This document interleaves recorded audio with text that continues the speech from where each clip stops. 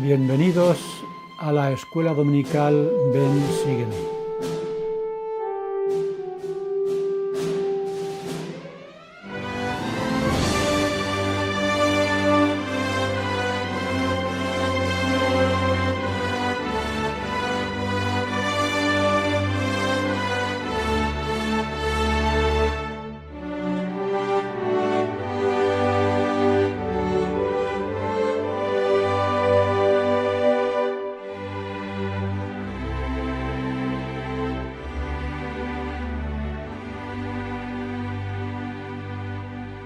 En abril de 1830, 5 personas preguntaron a José Smith qué es lo que deberían hacer ellos para ayudar a la Iglesia de Jesucristo que se había organizado unos días antes.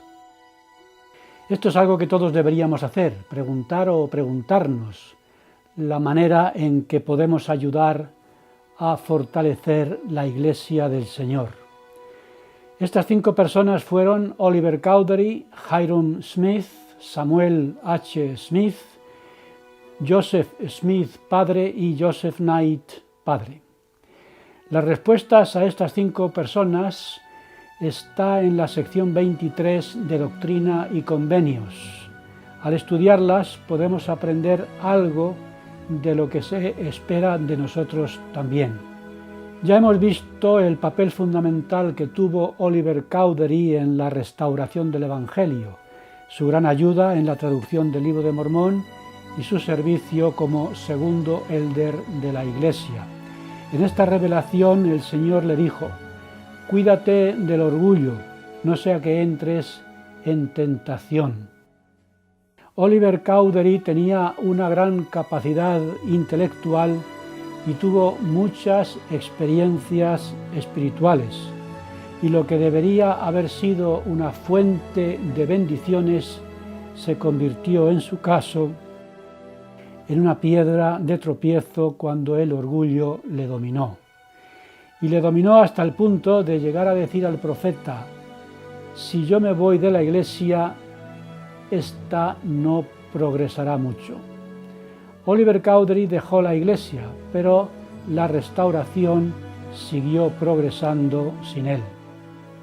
Oliver estuvo alejado de la iglesia durante 10 años, después de su excomunión el 12 de abril de 1838.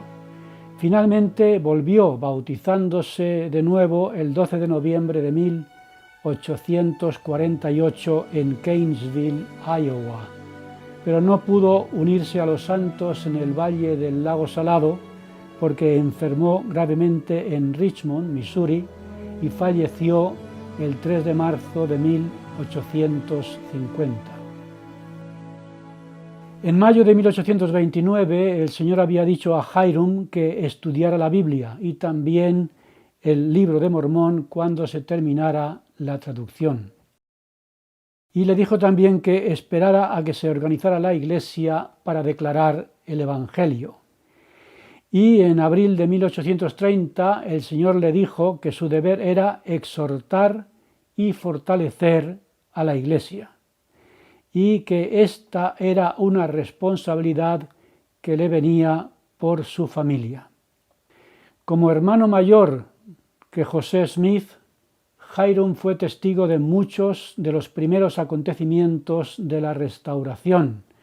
Colaboró en la publicación del Libro de Mormón trabajando directamente con el impresor, sirvió como presidente de la primera rama de la iglesia en Colesville, Nueva York, y durante toda su vida fue un defensor leal de su hermano, de quien tenía un firme testimonio de que era un profeta de Dios. José Smith le dijo una vez: «Hermano, qué corazón tan fiel tienes. Que el eterno Jehová corone tu cabeza con bendiciones sempiternas como recompensa por el cuidado que has dado a mi alma. Cuántos dolores hemos compartido juntos». Samuel Smith, hermano menor del profeta, fue la tercera persona en bautizarse después de la restauración del sacerdocio aarónico en mayo de 1829, Aunque no se le conoce tanto como a sus hermanos José y Jairum, Samuel fue uno de los 8 testigos del Libro de Mormón, y aunque en esta revelación se le dice que todavía no se le llama a predicar, después de que le ordenaran elder el 9 de junio de 1830, le llamaron como el primer misionero de la Iglesia y empezó a visitar los pueblos que había cerca de Palmira. Y allí estuvo vendiendo copias del Libro de Mormón y predicando el Evangelio. En uno de esos viajes vendió un libro que con el tiempo ayudaría a convertirse a la Iglesia a Brigham Young y a Heber C. Kimball junto con los miembros de sus respectivas familias. Al padre de José Smith, el Señor le dijo que su llamamiento y su deber era exhortar y fortalecer a la Iglesia. Esta era la segunda revelación registrada que se dirige a Joseph Smith, el padre del profeta, que siempre ayudó y animó a su hijo. Se convirtió en miembro de la Iglesia el mismo día de su organización. Sirvió una misión que comenzó en agosto de 1830 junto a su hijo don Carlos en el norte del estado de Nueva York para llevar el Evangelio a algunos de sus familiares. En el llamamiento que tuvo después como el primer patriarca de la Iglesia, bendijo, exhortó y aconsejó a muchos de los miembros de aquella época. En el caso del otro Joseph, el padre de la familia Knight, el Señor le dijo: tu deber es unirte a la Iglesia verdadera, porque cuando se recibió esta revelación él aún no se había bautizado. Joseph Knight había sido una gran ayuda para José Smith, dándole todo lo necesario para su sustento mientras trabajaba en la traducción del Libro de Mormón. Había sentido el deseo de bautizarse con los demás el día en el que se organizó la Iglesia, pero prefirió estudiar un poco más el Libro de Mormón y se bautizó después de recibir esta revelación, y más adelante José Smith lo describió como fiel y verídico, imparcial y ejemplar, virtuoso y bondadoso, sin desviarse jamás ni hacia la derecha ni hacia la izquierda. Como digo, todos estos consejos y estas instrucciones y advertencias que se dieron a estas 5 personas también son útiles para todos nosotros que hemos decidido bautizarnos en la Iglesia y queremos de verdad ayudar a fortalecerla. A finales del mes de junio de 1830, José Smith, Emma Smith, Oliver Cowdery, David Whitmer y John Whitmer viajaron a Harmony, Pensilvania, para visitar a los miembros de la Iglesia y a otros creyentes en Colesville, Nueva York. El sábado 26 de junio hicieron una pequeña represa en un arroyo en preparación para los bautismos del día siguiente, que era domingo, pero los enemigos de la Iglesia, que nunca faltaban en todas partes, se encargaron de destruirla durante la noche. El lunes, temprano por la mañana, se reconstruyó otra vez la represa y se bautizaron 13 personas, entre ellas Emma Smith. Cuando terminaron los bautismos, se reunió un grupo de unas 50 personas, una compañía que nunca faltaba en aquella época, como digo, especialmente en estos momentos que hubo grandes persecuciones. Y este grupo de personas, este grupo de hombres, empezaron a insultarles y a amenazarles. Esa noche los miembros de la Iglesia se reunieron para confirmar a los que se habían bautizado por la mañana, pero antes de que pudieran efectuar las confirmaciones, arrestaron a José Smith con la acusación de ser un agitador que estaba creando problemas en la región con su predicación del Libro de Mormón. Cuando iba camino del tribunal, el alguacil que le daba escolta y con quien llegó a simpatizar, tuvo que protegerlo de los ataques de los mismos hombres que le habían estado molestando y amenazando todo aquel tiempo. Inmediatamente después de haber comparecido en juicio y de haber sido absuelto de los cargos que le imputaban, lo volvieron a arrestar y esta vez fue un alguacil de otro condado. Esa noche José Smith tuvo que soportar que le ridiculizaran y maltrataran. A la mañana siguiente se presentó en el juicio y aunque nuevamente salió absuelto de los cargos, tuvo que salir huyendo para escapar de otro grupo que intentó atacarle mientras viajaba de vuelta a su casa. José Smith y Oliver Cowdery hicieron otro intento de reunirse con los miembros recién bautizados en Colesville, pero otra vez se formó un grupo de personas opuestos a lo que estaban haciendo para agredirles. Se salvaron de milagro de sus ataques, pero tuvieron persecuciones durante toda la noche. En algún momento de julio, después de haber regresado a Harmony, José y Oliver recibieron la revelación registrada en la sección 24 de Doctrina y Convenios, en la que recibieron consejos e instrucciones sobre sus responsabilidades. Estas instrucciones ayudaron a José Smith a recordar que su deber era dedicar todo su tiempo a su llamamiento como profeta de la Iglesia, al servicio de Sion y a los asuntos espirituales, y que debería olvidarse de las cosas materiales. También se mandó al profeta José Smith y a Oliver Cowdery que no llevaran ni bolsa ni alforja, lo que significaba que tenían que viajar sin dinero y tenían que confiar en la hospitalidad y en la bondad de los demás, particularmente de los miembros de la Iglesia, para que les proporcionaran alimento y refugio. El Señor sabía que las demandas de dirigir la Iglesia requerirían todo el tiempo y toda la energía del profeta. Por eso mandó que la Iglesia proporcionara el apoyo material necesario para que el profeta y su familia pudiera dedicar todo su tiempo a la obra del Señor. En revelaciones posteriores, el Señor reiteró que la Iglesia debía proporcionar ayuda material al profeta para que él pudiera llevar a cabo la obra a la que se le había llamado. Y aunque la Iglesia no tiene un clero remunerado, en la actualidad sigue esos mismos principios al proveer una asignación para cubrir los gastos de las autoridades generales de la Iglesia. De esa manera pueden dedicar todo su tiempo y energías a la obra del Señor. Por tanto, el Señor dijo a José Smith que se dedicara a su llamamiento y a magnificar su oficio. Y esto a pesar de las persecuciones que estaban sufriendo cuando él y los demás miembros intentaban edificar la Iglesia, porque la tentación era dejar de esforzarse para que evitaran de esa manera que siguieran persiguiéndolos, pero el Señor insistía en que magnificaran su oficio, es decir, que en lugar de reducir sus esfuerzos, los aumentaran sin importarles las consecuencias. El Señor dijo a José Smith en estos momentos de tanta persecución: sé paciente en las aflicciones, porque tendrás muchas, pero sopórtalas, pues he aquí estoy contigo hasta el fin de tus días. José Smith tenía 24 años cuando se recibió esta revelación de la sección 24 de Doctrina y Convenios.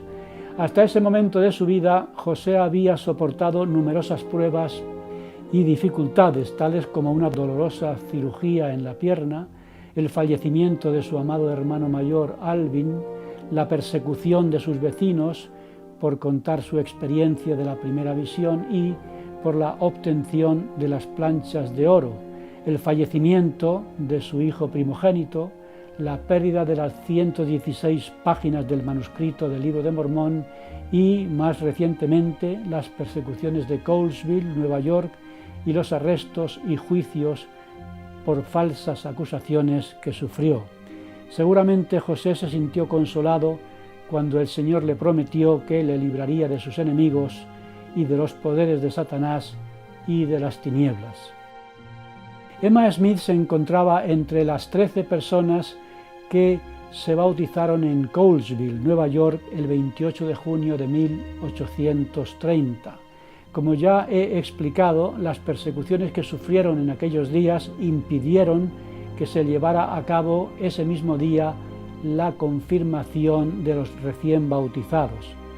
Entre el bautismo de Emma en junio y su confirmación más tarde en agosto, el Señor dio a Emma, por medio de su esposo José, la revelación registrada en la sección 25 de Doctrina y Convenios. De todas las revelaciones que José Smith había recibido para distintas personas desde julio de 1830, esta fue la primera que recibió para su esposa. En esta revelación se puede ver la importancia que tendría Emma en la obra de la restauración.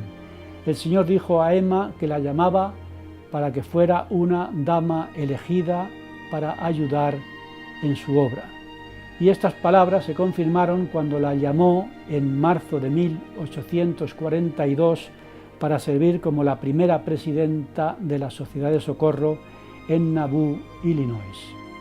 El Señor dijo a Emma en esta revelación: «Y el oficio de tu llamamiento consistirá en ser un consuelo para mi siervo José Smith, tu marido, en sus tribulaciones». Emma Smith, pues, aparte de las importantes asignaciones que recibió de dirigir y enseñar en la Iglesia, compartió con su esposo todas las dificultades y aflicciones, maltrato y persecución que sufrió él, cumpliendo con la asignación divina de consolar y apoyar a su esposo en su sagrado llamamiento como el profeta de la restauración. Recuerdo que cuando mi esposa y yo servimos en la misión de España-Málaga, los obispos nos pedían que enviáramos misioneras a servir en sus barrios, porque tenían más mujeres interesadas en el Evangelio restaurado que hombres. El presidente Spencer W. Kimball habló proféticamente en 1979 sobre la importancia que las mujeres tendrían en los últimos días, en la época actual de la Iglesia de Jesucristo, diciendo lo siguiente: «Gran parte del progreso que tendrá la Iglesia en los últimos días se deberá a que muchas de las buenas mujeres del mundo se sentirán atraídas a la Iglesia en gran número. Eso solo sucederá al grado en que las mujeres de la Iglesia reflejen rectitud y sepan expresarse bien en sus vidas, y en la medida en que las mujeres de la Iglesia sean vistas como diferentes de las mujeres del mundo y den ese ejemplo de una manera feliz». La sección 26 de Doctrina y Convenios, la última de esta sección, habla del importante principio del gobierno de la Iglesia llamado el común acuerdo. El principio del común acuerdo se aplicó por primera vez en esta dispensación cuando se organizó la Iglesia el 6 de abril de 1830. Se pidió a los creyentes que estaban congregados en la casa de la familia Whitmer que dieran su consentimiento de que José Smith sirviera como el primer elder que presidiera la Iglesia y que Oliver Cowdery debería presidir bajo la dirección de José como el segundo elder. Esta práctica del común acuerdo ha continuado en la Iglesia desde entonces y muestra la creencia en el principio de que todos somos libres de expresar nuestra conformidad o disconformidad cuando haya que mostrar nuestro apoyo a quienes se llame a ocupar cargos en el reino de Dios aquí en la tierra.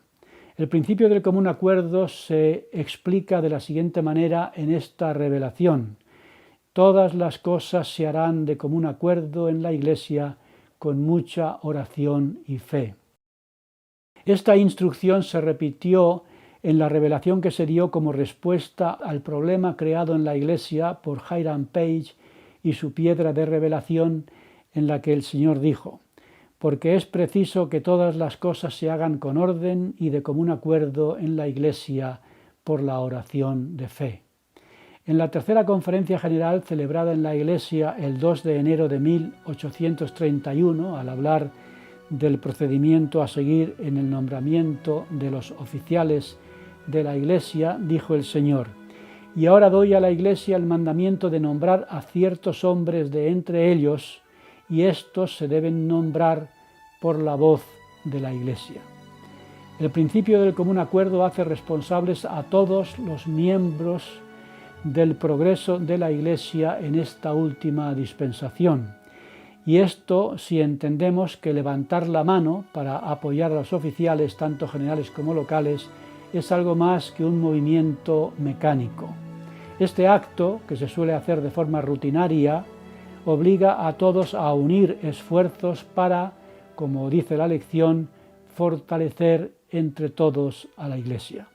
Si queremos que la Iglesia cumpla su misión, debemos trabajar todos unidos, porque todos somos necesarios, los que se sientan en el estrado y los que se sientan en la congregación, los hombres y las mujeres, los niños, los jóvenes y los adultos, los solteros y los casados, los nuevos bautizados y los que llevan toda la vida en la Iglesia.